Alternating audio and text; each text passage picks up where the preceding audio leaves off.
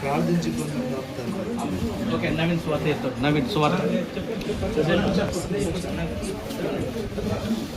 నవీన్ అమ్మా సార్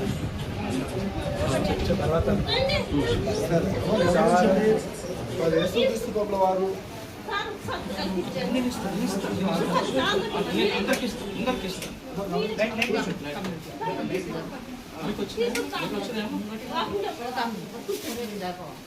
కూర్చోండి యేసుప్రభుల వారు మరి ఒక చోట మన ఇంట్లో ఉండి ప్రార్థన చేస్తున్నారు.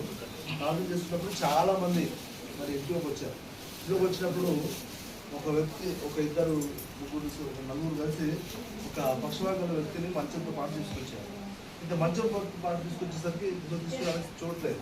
అయితే ఏం చేస్తారంటే ఇంటి పైన కప్పు పెట్టి మరి మంచం కాళ్ళు ఏదో ఒక పాపం చేస్తూ ఉంటారు కదా, ఆ పాపాల వల్ల శిక్ష ఉంటుంది. అయితే ఆ పాపాలని దేవుడు శివ బలం వచ్చింది, చక్కగా లేచి స్వస్థత పొంది తిరిగి ఇంటికి వెళ్ళిపోయాడు. అయితే నేను చెప్పేది ఏంటంటే అతని పాపాలు క్షమించిన దేవుడు అతని రోగాన్ని తీసివేసిన దేవుడు నీ పాపాలు క్షమిస్తాడు, నీ రోగాలు కూడా తీసివేస్తాడు. కాబట్టి మనం ఏం చేయాలి? యేసు యందు విశ్వాసం ఉంచాలి.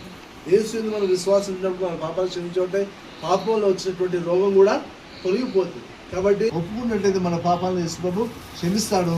మనకి ఎలాంటి రోగం ఉన్నా యేసుప్రభు వారు తీసేస్తాడు. ఎందుకంటే యేసుప్రభు వారు నువ్వు స్వస్థపరిచి యెహోవాను నేనే సెలవిచ్చాడు. కాబట్టి మనకి ఎలాంటి వ్యాధి ఉన్నా ఆ వ్యాధి నుండి ప్రభు వారు మనల్ని ఏం చేస్తాడు?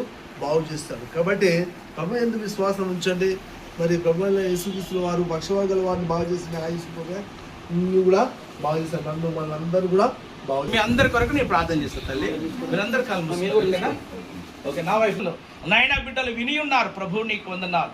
యేసయ్య పాపములు క్షమించే దేవుడని, యేసయ్య శాపాలు తొలగించే దేవుడని, యేసయ్య మా పాపములు మా శాపమునంతా యేసయ్య ఆ కలువరి శిలువలో లేపరిచి ఆ కలువరి రక్తము ద్వారా కడిగి శుద్ధీకరించి బలపరిచి ఆయన మరణము ద్వారా మమ్మల్ని నిత్యరాజ్యానికి వారసు చేసిన విశ్వాసముతో ప్రభువా ఏ బిడ్డలు ఉండడానికి నీ కృప దయచేసి తొలగించే దేవుడని అయ్యా తన విశ్వాసముతో తండ్రి మేము ప్రార్థన చేస్తున్నాం.